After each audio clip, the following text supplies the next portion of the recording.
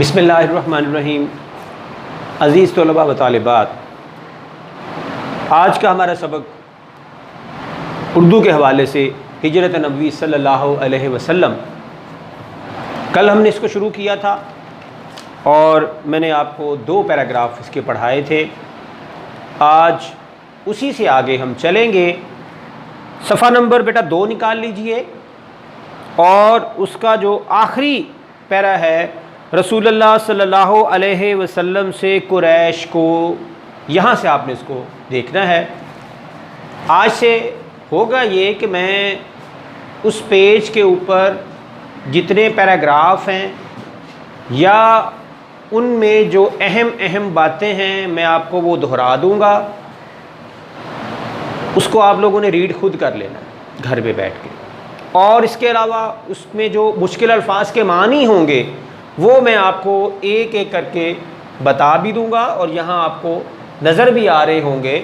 تو اس صفحے کے اوپر جو آخری پیراگراف ہے اس میں یہ بات بیان ہوئی ہے کہ باوجود اس کے کہ قریش کو حضور صلی اللہ علیہ وسلم سے دشمنی تھی اور ان کو وہ قتل کرنے کے ارادے سے آئے تھے، لیکن دوسری طرف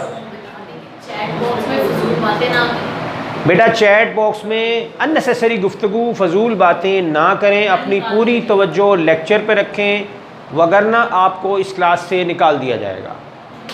دوبارہ سے اپنے مائکس کو ان میوٹ رکھیں اور چیٹ باکس میں چیٹ نہ کریں، جس نے کی بیٹا اس کو نکال دیا جائے گا۔ اپنی پوری توجہ سبق کے اوپر رکھیں۔ آپ کی اتنی سی بات کرنے سے ہمارے 2 منٹ ضائع ہو گئے۔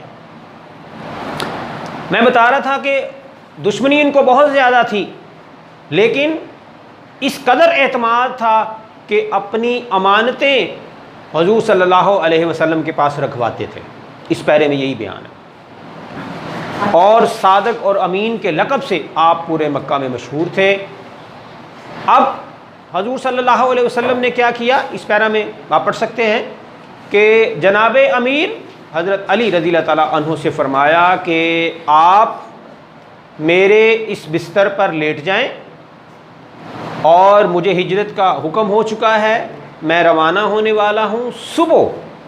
ذرا دیکھیے ذمہ داری کا احساس دیکھیے اور امانتوں میں دیانت کا بیٹا عالم دیکھیے کہ باوجود اس کے کہ وہ لوگ دشمن تھے، آپ نے تاکید فرمائی جناب امیر کو کہ صبح آپ نے جن جن لوگوں کی امانتیں میرے پاس موجود ہیں میں نے آپ کو بتا دیا، آپ نے وہ امانتیں ان کو واپس کر دینی ہیں اور پھر آپ نے مدینہ آ جانا ہے۔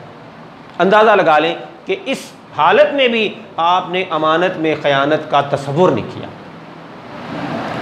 جناب امیر کو معلوم تھا یہ خطرے کا وقت ہے، قریش غصے میں ہیں، لیکن حضور صلی اللہ علیہ وسلم نے جب فرمایا کہ مدینے آ جانا تو یہ یقین ہو گیا کہ وہ مجھے نقصان نہیں پہنچائیں گے، اور آپ کے بستر کے اوپر انتہائی سکون سے سو گئے۔ حضرت علی بعد میں واقعے میں بھی بیان کرتے ہیں کسی میں، اپنی پوری زندگی میں مجھے اگر نیند آئی ہے تو ہجرت کی رات نبی کریم صلی اللہ علیہ وسلم کے بستر پر ایسی نیند آئی ہے جو مجھے کبھی نیند نہیں آئی۔ سکون سے میں سویا کہ مجھے یہ پتا تھا کہ مجھے صبح موت نہیں آئے گی۔ اللہ کے نبی نے فرمایا کہ تم مدینے آ جانا تو میں مدینے ضرور جاؤں گا، تو میں سکون سے سویا۔ اب اس پیراگراف میں جو مشکل الفاظ ہیں وہ ذرا دیکھ لیں۔ عداوت دشمنی پہلی سطر میں ہی ہے، عداوت دشمنی، اس درجہ اس حد تک دیانت، امانت، اعتماد، بھروسہ یا یقین، دونوں میں سے کوئی ایک آپ۔ اسباب، ویسے اسباب جو ہے وہ سامان کو کہا جاتا ہے۔ جیسے آپ کہیں سفر کرتے ہیں، آپ کے پاس کچھ نہ کچھ سامان ہوتا ہے، کچھ کپڑوں کا بیگ ہوتا ہے، کچھ اگر آپ وہاں لے کے جا رہے ہیں کچھ پھل وغیرہ یا مٹھائی وغیرہ ہوتی ہے، اس سب کو سامان کہتے ہیں، اسباب۔ لیکن جہاں مراد دولت ہے، اگر کوئی سامان آپ کے پاس رکھوا دیتا کہ بھائی میرا یہ سامان اللہ کے رسول رکھ لیجیے گا، میں اتنے دنوں کے بعد آپ سے لے لوں گا، آپ وہ بھی رکھ لیتے امانت کے طور پہ، اور اگر کوئی پیسے وغیرہ نقدی اس زمانے میں جو چلتے تھے وہ رکھوا دیتا امانت کے طور پہ تو اس کو بھی رکھ لیتے۔ تو یہاں اسباب سے مراد سامان ہے، آپ اس کو دولت بھی کہہ سکتے ہیں۔ جناب امیر سے مراد جناب علی رضی اللہ تعالیٰ عنہ ہیں۔ چادر اوڑھ کر، چادر لے کر، جس طرح آپ لوگ بستر پہ لیٹتے ہیں اور اگر آپ کو ضرورت محسوس ہو رہی ہے یا سردی لگ رہی ہے، آپ اپنے اوپر چادر لے لیتے ہیں، تو آپ نے وہ چادر اوڑھ لی، اپنے اوپر لے لی۔ بستر خواب، سونے کا بستر جس پہ سویا جائے، نیند پوری کی جائے، اس کو بستر خواب کہا جاتا ہے۔ آگے ہے قتل گاہ، قتل کرنے کی جگہ۔ فاتح خیبر، خیبر کو فتح کرنے والا حضرت علی رضی اللہ تعالیٰ عنہ کا لقب ہے۔ آپ نے پڑھا ہوگا کہ یہودیوں کا قلعہ فتح نہیں ہو رہا تھا، جس کو حضرت علی رضی اللہ تعالیٰ عنہ نے فتح کیا، اور آپ کا لقب فاتح خیبر پڑ گیا۔ فرش گل، پھولوں کا فرش، پھولوں کا فرش۔ صفحہ نمبر 2 کے اوپر آخری اس پیراگراف میں بیٹا جتنے بھی مشکل الفاظ تھے میں نے وہ بھی لکھ دیے، ان کے معنی بھی لکھ دیے، اور اس پیراگراف کے جو مین نکات تھے، اہم باتیں تھیں، میں نے بیٹا وہ بھی آپ کو بتا دی۔ اب ہمیں آگے بڑھنا ہوگا، صفحہ نمبر 3 کے اوپر جانا ہوگا۔ اب تھوڑا سا اس کا خلاصہ سن لیں صفحہ نمبر 3 کا، پھر میں اس کے معنی بتاتا ہوں۔ جب آپ وہاں سے نکلے اس گھیرے سے، اللہ تعالیٰ نے وہ جو کافر کھڑے ہوئے تھے ان کو وقتی طور پر اندھا کر دیا، ان کو نظر ہی نہیں آیا اور پتہ ہی نہیں چلا کہ اللہ کے رسول کب اپنے گھر سے نکلے۔ گھر سے نکلے اور خانہ کعبہ میں آ کر مکہ کو دیکھا، اور پھر کہا، لکھا بھی ہوا ہے، آپ اس کو پڑھ سکتے ہیں، اے مکہ تو مجھے بڑا عزیز ہے، یعنی آپ کا وہاں سے جانے کو دل نہیں کر رہا تھا، لیکن کہا کہ تیرے فرزند یعنی تیرے یہاں کے جو رہنے والے ہیں مجھے یہاں رہنے نہیں دیتے۔ بہرحال اللہ کا حکم تھا، آپ وہاں سے چل دیے۔ اس سے پہلے حضرت ابوبکر صدیق سے ساری بات چیت ہو چکی تھی، انہوں نے سواری اونٹنیاں تیار رکھیں، آپ اور حضرت ابوبکر صدیق سوار ہوئے اور مدینہ کی طرف سفر شروع کر دیا، اور راستے میں جبل سور، جبل کہتے ہیں پہاڑ کو، سور اس کا نام ہے، وہاں پہ جا کے ٹھہر گئے۔ اللہ کا حکم تھا وہاں آپ نے رکنا ہے 3 دن اور 3 راتیں۔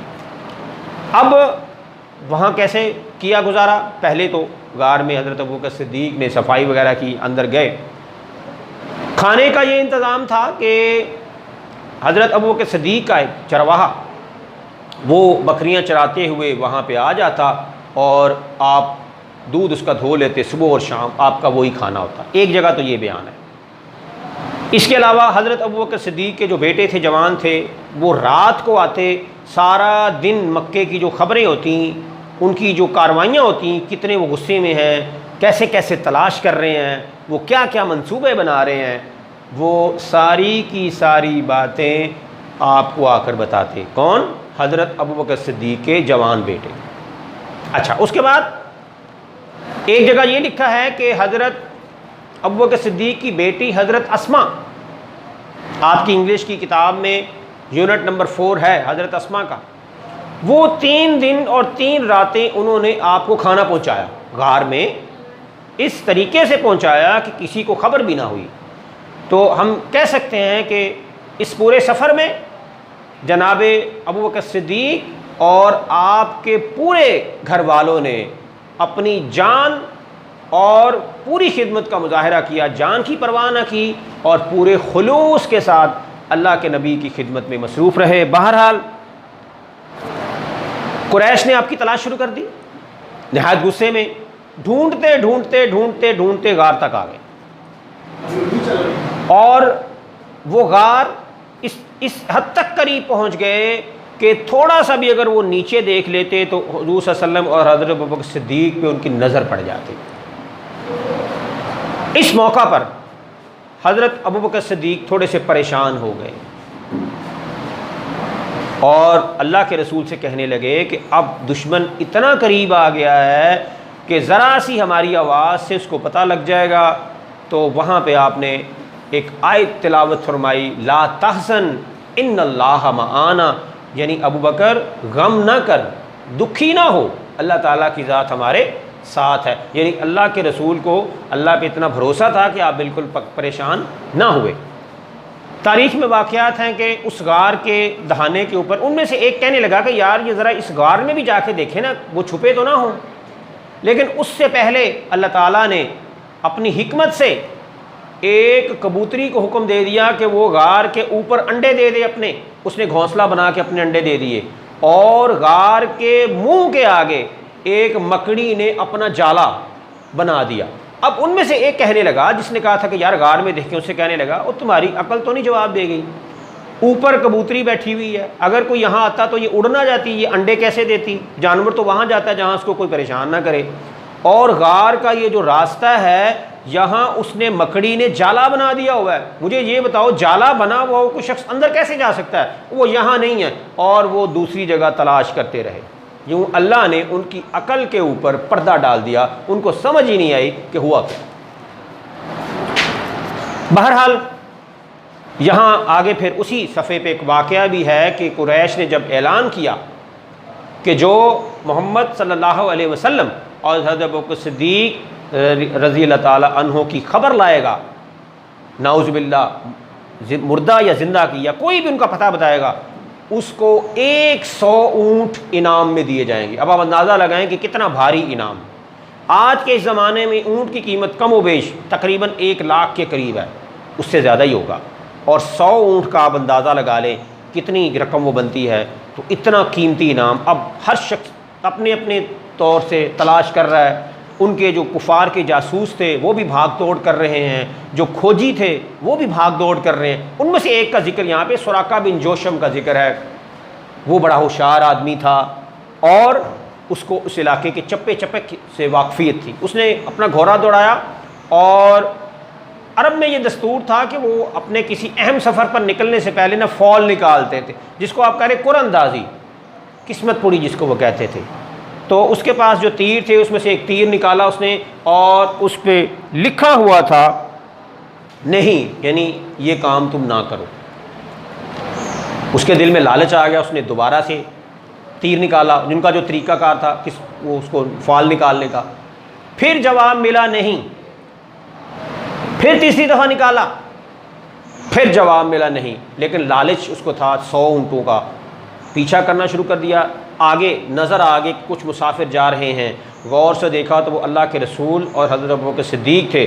ابھی ان کے قریب نہیں گیا کہ اس کا گھوڑا جو ہے اس کو ٹھوکر لگی اور وہ گر گیا. پھر اس نے گھوڑے کو اٹھایا، پھر تھوڑا سا چلا، پھر گھوڑا گر گیا. حالانکہ اس سے پہلے گھوڑا اس کا صحیح دوڑ رہا تھا. اس کے ذہن میں پریشانی یہی کہ یہ گھوڑے کو کیا ہو گیا. جب اور آگے گیا اس کے گھوڑے کے پاؤں زمین کے اندر دھنس گئے، یعنی گھوڑے کے پاؤں زمین کے اندر ہی کھپ گئے. اب اس نے سوچا کہ یہ معاملہ کوئی اور ہے. توبہ کی، معافی مانگی اللہ کے رسول سے، اور آپ نے ان کو ایک چمڑے کے ٹکڑے کے اوپر عامر بن فہیرہ نے لکھ کے دے دیا امن، کہ جب کبھی ہمارے پاس طاقت آئی تو ہم تمہیں سزا نہیں دیں گے کہ تم نے ہمارا پیچھا کیا تھا. بہرحال اللہ کے رسول نے معاف کر دیا. وہ واپس گیا، باقیوں کو بتاتا رہا ابھی ادھر کوئی نہیں ہے، میں دیکھ آیا ہوں. لوگوں کو پرے پرے کر دیا. اسی صفحے کے آخر میں ہے مدینہ میں انتظار شدت سے ہو رہا تھا. لوگ صبح سویرے آتے، شام کو چلے جاتے کہ اللہ کے رسول آئیں گے. وہاں سے چل پڑے ہیں، سفر جاری ہے. تو ایک دن جو ہے وہ ایک یہودی نے جو قلعے میں وہاں تھا، اس نے دیکھا کہ دور سے مسافر آ رہے ہیں، اور نشانیاں کچھ ایسی لگیں کہ جیسے اللہ کے رسول اور حضرت ابوبکر صدیق ہیں. تو اس نے مدینہ والوں کو زور سے کہا پکار کر کہ اے مدینہ والو، جن کا تم انتظار کر رہے تھے وہ آ گئے ہیں. اور اسی خوشی میں تمام شہر جو ہے وہ نعرہ تکبیر سے گونج اٹھا. اسی پہ آپ کا سبق اختتام پذیر ہوتا ہے. صفحہ نمبر 3 کے اوپر بیٹا جو مشکل الفاظ ہیں وہ کافی زیادہ تعداد میں ہیں. میں ایک ایک کر کے ایک ترتیب کے ساتھ الفاظ بھی اور ان کے معانی بھی آپ کو بتاؤں گا. پھر بھی اگر آپ کا کوئی مسئلہ ہوا تو آپ سبق کے اختتام پر چیٹ باکس میں سوال کر کے پوچھ سکتے ہیں. صفحہ نمبر 3 ہے جی آپ کا محاصرہ کرنا، گھیرا ڈال لینا. جیسے پولیس کسی مکان کا یا کسی جگہ کا گھیرا ڈال لیتی ہے، جہاں پہ کوئی مجرم ہے وہ بچ کر نہ نکل جائے، بھاگ کر نہ نکل جائے. بے خبر ہے آگے لا علم، بے خبر لا علم. آگے ہے عزیز، پیارا. یہ مکہ کو مخاطب ہو کے آپ نے فرمایا تھا، یہاں عزیز کا لفظ موجود ہے. قرارداد، معاملہ طے پا جانا. پہلے سے کوئی بات طے ہونا کہ ہم فلاں جگہ اکٹھے ہوں گے جائیں گے، اس کو قرارداد کہتے ہیں۔ جبل سور، سور کا پہاڑ، جبل کہتے ہیں پہاڑ کو، سور اس کا نام تھا، اسی میں غار سور ہے جہاں پہ اللہ کے نبی پر پہلی وحی نازل ہوئی، اسی کو غار سور، اسی میں غار ہے، اس کو غار سور بھی کہا جاتا ہے۔ پوشیدہ ہونا، چھپ جانا، یعنی آپ اور حضرت ابوبکر صدیق اس غار میں جا کر چھپ گئے اللہ کے حکم سے۔ بوسہ گاہ خلائق، لوگوں کے لیے انتہائی مقدس و احترام والی جگہ، اس سارے کا مطلب ہے آج بھی جو لوگ حج کرنے جاتے ہیں، عمرہ کرنے جاتے ہیں، وہ لوگ اس غار کو دیکھتے ہیں، وہاں پہ جا کے بہت ہی عقیدت اور احترام کے ساتھ جو ہے وہ دعا کرتے ہیں، اور سارا منظر اور واقعہ ہجرت کا ان کے ذہن میں آ جاتا ہے کہ کس قدر مشکل چڑھائی اور کہاں جا کے وہ غار ہے، اور کیسے اللہ کے رسول اور حضرت ابوبکر صدیق جہاں پہ انہوں نے 3 دن قیام کیا ہوگا، ان کے لیے بڑی وہ مقدس جگہ ہے۔ آگے ہے نوخیز نوجوان، بھرپور نوجوان، جس طرح ایک نوجوان فل ہوتا ہے اپنی نوجوانی میں 25-26 سال کا یا 30 سال کا، وہ تھے حضرت ابوبکر صدیق کے بیٹے کی طرف یہ اشارہ ہے۔ شب کہتے ہیں رات کو، وہ رات کو آ کے بتاتا تھا کفار کی ساری رپورٹیں، یہاں شب کا لفظ سبق میں موجود ہے۔ محبوس رکھنا، زبردستی قید میں رکھنا، یہ حضرت علی کو انہوں نے پکڑ لیا، کفار نے تھوڑا سا غصے میں آ کے کہ ہمیں جو ہے وہ یہ مل گئے ہیں، ہم نے تو حضرت محمد صلی اللہ علیہ وسلم کو پکڑنا تھا، تو بہرحال تھوڑی دیر انہوں نے آپ کو قید رکھا، پھر چھوڑ دیا کہ یار یہ چھوٹے ہیں، ان سے کیا ہمیں لینا۔ دہانے سے مراد کنارہ، دہانے کنارے، آہٹ کہتے ہیں قدموں کی ہلکی آواز، کسی بھی چیز کی جو ہلکی سی آواز ہوتی ہے، یہاں قدموں کی آواز ہے، ویسے آہٹ ہلکی آواز ہوتی ہے۔ جیسے آپ گھر میں پڑھ رہے ہیں رات کو، تو آپ کو لگتا ہے جیسے دور سے کوئی گاڑی آ رہی ہے، تو گاڑی کے ٹائروں کی جو آواز ہوتی ہے وہ آہٹ ہوگی، اسی طرح کسی بھی چیز کی آواز جو ہے وہ آہٹ ہے۔ آگے آنا پڑے گا غمزدہ، دکھی یا پریشان۔ حضرت ابوبکر صدیق کے متعلق ہے، جب وہ کفار تلاش کرتے ہوئے آگے تو وہ غمزدہ ہو گئے، اشتہار دیا، اعلان کیا، اب کافروں نے ان کو پکڑنے کے لیے لوگوں کو لالچ دیا، اس کو اشتہار دینا کہا جاتا ہے۔ اس کے بعد ہے خون بہا، خون بہا کہتے ہیں خون بہانے کا معاوضہ۔ اگر کوئی شخص کسی کو ناجائز یا بے گناہ قتل کر دے، تو اگر پہلی حل تو یہ ہے کہ اس کو اس کے بدلے میں قتل کر دیا جائے، اور دوسرا یہ ہے کہ اگر جن کا قتل ہوا ہو وہ راضی ہوں تو وہ اس سے اس کے پیسے لے لے۔ عرب میں یہ رواج تھا کہ وہ 100 اونٹ ہے، آج بھی عرب میں یہ رواج ہے، 100 اونٹ ہے، اور پاکستانی قانون کے مطابق ویسے تو عدالت اس کا فیصلہ کرتی ہے، لیکن کم از کم 18 لاکھ روپے کی رقم ادا کرنی پڑتی ہے جن کا قتل ہوا ہو، ان کو، کس نے، قاتل کو یا اس کے گھر والوں کو، تاکہ ان کو پتہ لگے کہ قتل کرنا کوئی بچوں کا کھیل نہیں ہے، یہ کوئی سبزی نہیں ہے جو آپ کاٹ دیں گے اور اس کا کوئی نقصان نہیں ہے، انسانی جان بڑی قیمتی ہے، اس کو دیت بھی کہتے ہیں۔ ترکش کہتے ہیں تیر رکھنے کا کھول، ایسا برتن جس میں تیر رکھے جائیں، کھول ہو، اس کو ایسے کندھے کے ساتھ لٹکا لیا جاتا ہے، کمان بھی ایسے، اس کو ترکش کہتے ہیں۔ دھنس گئے، کھب گئے زمین کے اندر، جس طرح برسات وغیرہ ہوتی ہے، زمین نرم ہوئی ہوتی ہے، بعض دفعہ پاؤں رکھتے ہیں آپ کے پاؤں ہی زمین میں چلے جاتے ہیں، اتنا وہ زمین نرم ہوئی ہوتی ہے۔ معاوضہ، صلہ یا بدلہ۔ آگے ہے جی گراں، بھاری، کوئی بھی چیز گراں بھاری، یہاں مراد ہے قیمتی، یعنی وہ انعام بڑا قیمتی تھا، 100 اونٹ۔ مکرر تجربہ، بار بار کا تجربہ، یعنی وہ جو فال نکال رہے اس پہ لکھا ہوا تھا نا، ایسا نہ کرنا، اس نے پھر نکالی، پھر لکھا ہوا تھا نا، لیکن وہ باز نہیں آ رہا تھا۔ مکرر تجربہ، بار بار کا تجربہ۔ آثار کہتے ہیں نشانیوں کو، آثار کہتے ہیں نشانیوں کو۔ حماتن چشم، بے چینی سے انتظار کرنا، یہ مدینہ میں کیفیت تھی لوگوں کی، بڑی بے چینی سے انتظار کر رہے تھے، اور ان کو پتہ چل چکا تھا کہ وہاں سے آپ روانہ ہو چکے ہیں، تو وہ ان کا جو انتظار تھا وہ بے چینی والا تھا۔ تڑکے کہتے ہیں صبح سویرے، صبح سویرے، اور کرائن سے مراد ہے نشانیاں یا علامات۔ اس کے ساتھ ہی ہمارا جو صفحہ نمبر 3 ہے اور کچھ حصہ صفحہ نمبر 4 کا ہے، جس پہ یہ کچھ الفاظ بانی ہیں، یہ اپنے یعنی سبق اپنے اختتام کو پہنچا۔ کل اس کی میں مشق جو ہے وہ کرواؤں گا۔ اس کے علاوہ اس سبق کے حوالے سے پیپر میں سوال کیسے آتا ہے، آپ نے کن کن چیزوں کو تیار کرنا ہے، اور اس کے حوالے سے اور جو باتیں ہوں گی پیپر کے پوائنٹ آف ویو سے اس کو میں بتاؤں گا کہ ان قسم کے جو اسباق میں سوال آتے ہیں وہ کیسے آتے ہیں، آپ ان کو سمجھ لیجئے گا۔ ہمارے پاس ہے اردو جو قواعد ہے، گرامر، اس کی طرف آتے ہیں، اور کہانی ہے عقل مند بیوی۔ یہ میرے پاس بورڈ کی کتاب ہے، اس کا صفحہ نمبر 111 ہے۔ آپ کے پاس کوئی اور کتاب ہو سکتی ہے، کی بک جیسے پائلٹ وغیرہ ہیں، یا ہمدرد کی بکس، یا کسی بھی اور پبلشر کی، تو آپ اس میں سے یہ کہانی دیکھ سکتے ہیں۔ کہانی 9ویں نمبر پہ ہے، جھوٹ کی سزا کل ہم نے پڑھی، 8ویں کہانی تھی، یہ 9ویں کہانی ہے۔ اس کتاب میں جو بورڈ کی طرف سے ہے، قواعد و انشاء، یہ بورڈ کی کتاب ہے، آپ دیکھ سکتے ہیں، Punjab curriculum and text book, 9th میں اور 10th میں دونوں میں آپ کو کام آئے گی، اردو کی۔ تو یہ آپ نے اپنے پاس رکھنی ہے۔ اس کا صفحہ نمبر 111 یہ بیٹا آپ کو نظر آ رہا ہے، اس پہ آپ آ جائیں، اور عقل مند بیوی کی کہانی ہم آج پڑھیں گے، اس میں کیا بات ہوتی ہے۔ پہلے میں اس کو تھوڑا سا بتا دوں اس میں ہوتا کیا ہے، کیونکہ پوری کہانی پڑھنے میں ایک تو وقت لگتا ہے، دوسرا پھر وہ آہستہ آہستہ پڑھنا پڑتا ہے۔ آپ کے پاس یہ کہانی موجود ہے، آپ اس کو بعد میں ریڈ کر سکتے ہیں، آسان ہے، دلچسپ ہے۔ تو میں آپ کو تھوڑا سا اس کا بتا دوں کہ گرمیوں کا ایک دن تھا، اور دوپہر کا یہ وقت ہے کہ ایک بڑھیا کہتے ہیں بوڑھی عورت، لاٹھی کے سہارے ایک بازار کی دکان، بازار کہتے ہیں کپڑا فروخت کرنے والا، جس طرح ہمارے بازار میں کپڑا فروخت کرنے والے کلاتھ مرچنٹ، وہاں پہ آ کے بیٹھ گئی۔ اب وہاں جو آپ کو پتہ ہے کپڑے کی دکانوں پہ عام طور پہ رش ہوتا ہے، 2 یا 3 گاہک بیٹھے ہی ہوتے ہیں، کیونکہ انہوں نے کپڑا پسند کرنا ہوتا ہے۔ وہ بڑھیا بھی ایک طرف بیٹھ گئی۔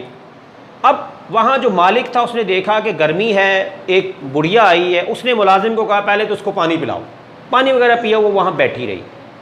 مالک اور وہاں پہ جو ملازم لڑکے تھے وہ گاہکوں کے ساتھ مصروف رہے کہ چلو ان سے فارغ ہو کر پھر ہم ان بڑھیا کی بات سنیں گے۔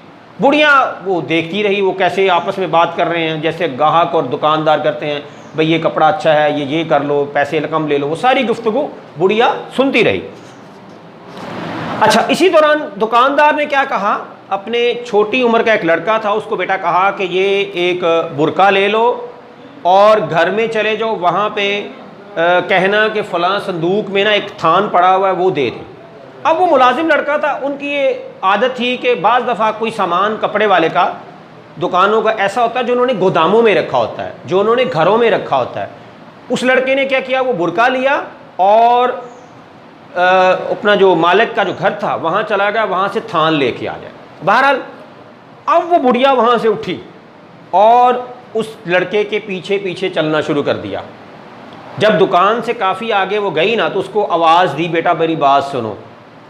ہاں جی، اس نے کہا بیٹا بات یہ ہے کہ میں تمہاری دکان پہ نا اپنی پیسوں کی جو پوٹلی ہے نا، آج کی زبان میں آپ اس کو پرس سمجھ لیں، جس طرح لیڈیز کے پاس ہوتا ہے پیسوں کی پوٹلی، ٹھیک ہے، وہ بھول آئی ہوں، میرے وہاں پہ پیسے رہ گئے ہیں، تم ایسا کرو کہ نا مجھے وہ پیسے لا دو، بیٹا میں یہیں کھڑی ہوں۔ یعنی اس طریقے سے کہا کہ پہلے تو اس سے گھر کا پتہ پوچھ لیا باتوں باتوں میں، اس کپڑے والے کا پتہ کون سا دوسری تیسری گلی میں، اور ساتھ اس کو کہا کہ جلدی سے تم آ جاؤ، یہ میں برقع لے کے یہاں پہ کھڑی ہوئی۔ اب ملازم جو تھا بیچارہ ایسا باتوں میں آیا، وہ بھاگ گیا دکان پہ کہ اماں جی یہاں پہ کھڑی ہیں، برقع بھی ان کو دے دیا اور وہ پیسوں کی جو پوٹلی جو ان کا پرس تھا وہ لے کے آ جائے۔ اچھا، اب جب وہ لینے چلا گیا، بڑھیا جلدی وہ جو پتہ تھا اس کے گھر پہنچ گئی، دروازہ کھٹکھٹایا اور اس کی بیوی نے کھولا کپڑے والے کی دکان۔ اس نے کہا ہاں جی اماں جی کیا بات ہے؟ تو اماں نے کہا کہ یہ برقع لے لو، تمہارے خاوند نے مجھے بھیجا ہے، دکان پہ رش تھا، دیکھیں کیسے باتیں بنا رہی ہے بڑھیا، اور اس نے کہا تھا جلدی سے وہ فلاں صندوق میں تھان ہے وہ لے آؤ۔ اب اس کی جو بیوی تھی وہ بڑی سمجھدار تھی، کپڑا بیچنے والے کی، اس نے سوچا کہ آج سے پہلے تو روزانہ گھر میں ملازم ہی آتا ہے دکان کا کپڑا لینے، یہ اماں جی کہاں سے آ گئی، میں تو تمہیں جانتی نہیں۔ اس نے کہا میں تم کو وہ تھان نہیں دوں گی۔ اماں نے بہت کہا کہ بیٹا دے دو، وہاں رش تھا، مجھے بھیج دیا انہوں نے. کہتی نہیں میں تو تم کو جانتی نہیں ہوں، میں نے نہیں تم کو تھان دینا. اب جب اس نے دیکھا نا کہ یہ عورت تو بڑی چالاک ہے، ہوشیار ہے، عقل مند ہے، یہ میری باتوں میں نہیں ہے، اس نے کہا اچھا چلو برقع ہی دے دو، میں واپس کر دوں دکان پہ. اس کے ذہن میں یہ تھا کہ چلو میں برقع لے کے بھاگ جاؤں گی. وہ عورت بڑی سمجھدار، اس نے کہا نہ، یہ برقع میرے خاوند نے بھیجا ہے، میں تمہیں برقع نہیں دوں گی، جاؤ جاؤ، میں تو تمہیں جانتی نہیں ہوں. اب جب کافی دیر ہو گئی نا، اس بڑھیا کو لگا کہ اب اتنی دیر میں وہ لڑکا بھی آ جائے گا، اس نے مجھے پہچان لینا اور میری یہ جو چوری ہے نا، یہ جو ٹھگی میں لگا رہی ہوں، یہ پکڑی جانی ہے. وہ جلدی سے بھاگ گئی اور پھر کچھ ہی دیر بعد شہر میں یہ اعلان ہو گیا کہ بھائی لوگوں اپنی اپنی چیزوں کی حفاظت کرنی ہے.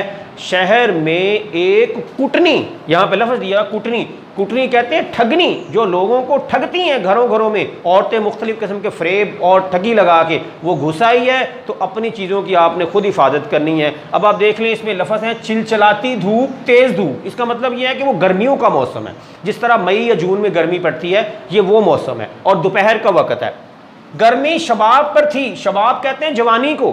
جوانی سے مراد یہ ہوتا ہے کہ جب چیز اپنی پیک پر ہوتی ہے، جیسے 12 یا 1 بجے کا وقت ہوتا ہے، تو اس وقت گرمی زوروں پر تھی، فل گرمی. یا تو گرمی صبح کے وقت کم ہوتی ہے یا شام کے وقت، اور دوپہر کے وقت آپ کو پتہ ہے گرمی بہت زیادہ ہوتی ہے. اس کا مطلب یہ وقت بھی دوپہر کا تھا. بازار کی دکان، کپڑا فروخت کرنے والا، پرانا اردو کا لفظ ہے. گفتگو، بات چیت، یہ بڑھیا سن رہی ہے وہاں پہ گاہکوں کی اور اس کی. نقدی کی پوٹلی، پیسوں کی تھیلی، جس طرح پرس ہے. آج بھی آپ دیکھ لیں دیہاتوں میں جو ہماری سادہ عورتیں ہیں، بوڑھیاں، وہ جو چادر ہوتی ہے نا دوپٹہ، اس کے پلوں میں پیسے باندھ دیتی ہیں. دکاندار کو پیسے دینے ہو نا، وہیں سے وہ کھولے چلو جی لے لو جی.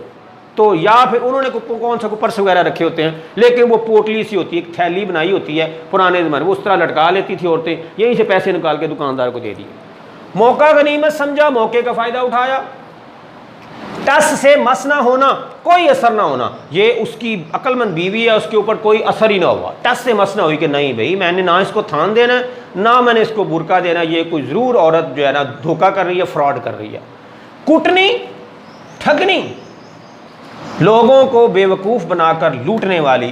تو اس طریقے سے ہم نے آج کہانی جو ہے وہ تھان، کپڑے کا جو اکٹھا اس کو رکھا جاتا ہے اس کو تھان کہا جاتا ہے. کپڑا لپیٹ کر جو رکھا جاتا ہے، جس طرح آپ جائیں کپڑا لینے تو وہ تھان کی صورت میں ہوتا ہے. اکٹھا کپڑا اس کو لپیٹ کر رکھا جاتا ہے، اس کو تھان کہتے ہیں کپڑے کا.